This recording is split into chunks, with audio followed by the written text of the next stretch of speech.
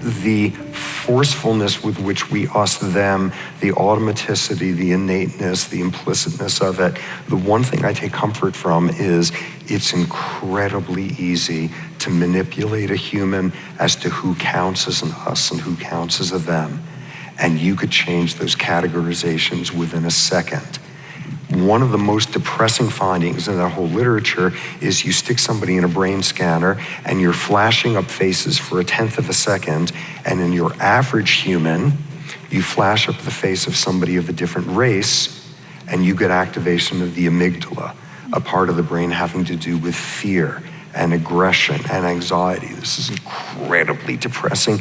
This has been replicated over and over, and now you do the experiment slightly differently.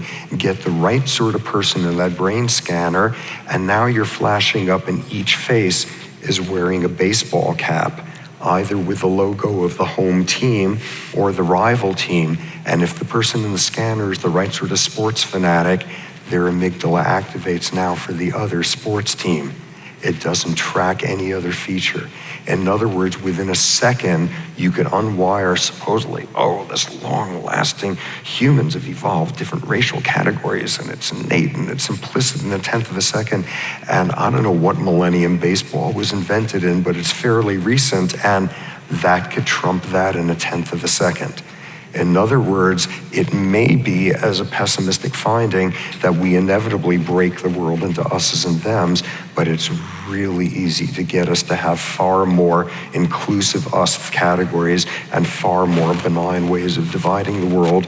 And if it comes down to we need to view the world as all of us against the house of Slytherin or something, that may be the solution we have to reach. I think there's some grounds for optimism there. I think the poison and the remedy is within ourselves. And while all this is true, the us and them syndrome, what's also remarkable is that there is something about human beings that when we come to know another, come to know the enemy, the other race, the other religion,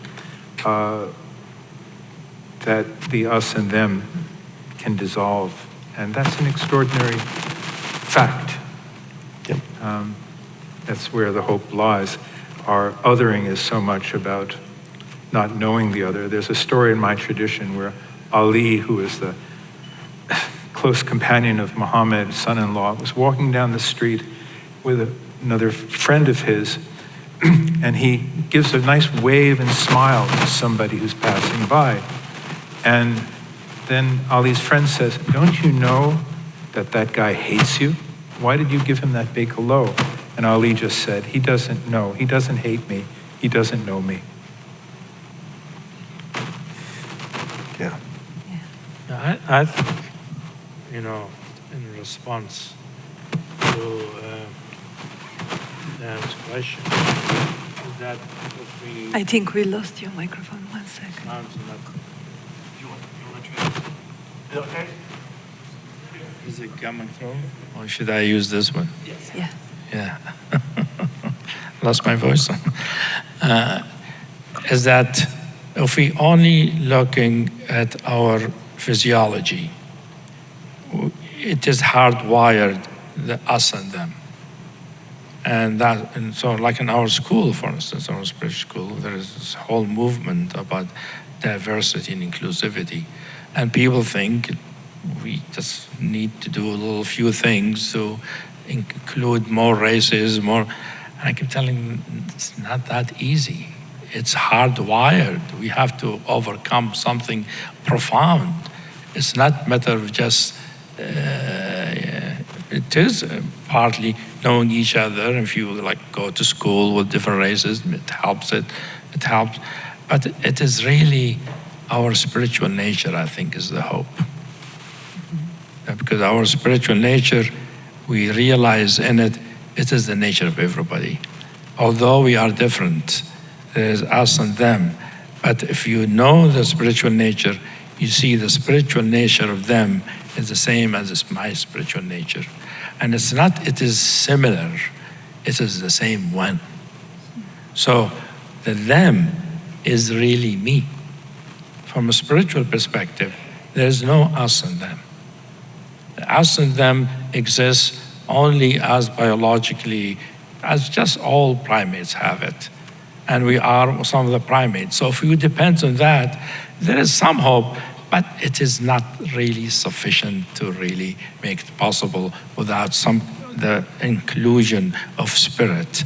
And I'm hoping that that will develop, that more people will know the spiritual nature, because the more we know the spiritual nature, we know the other without even meeting them. We know them because we know their nature, we know their spirit, because it is our spirit. Everybody is me, and I am as everybody. So they are included inherently when we know the spiritual nature. And that is the value of the mature human being, because the mature human being is both physical and spiritual at the same time, entangled totally. So it uses all the evolution and the capacity, neuronal capacity that we have, but it uses that to bring in the other side of the human being, which the true presence of consciousness, the true spirit, which has vast riches of love and compassion and infinite compassion.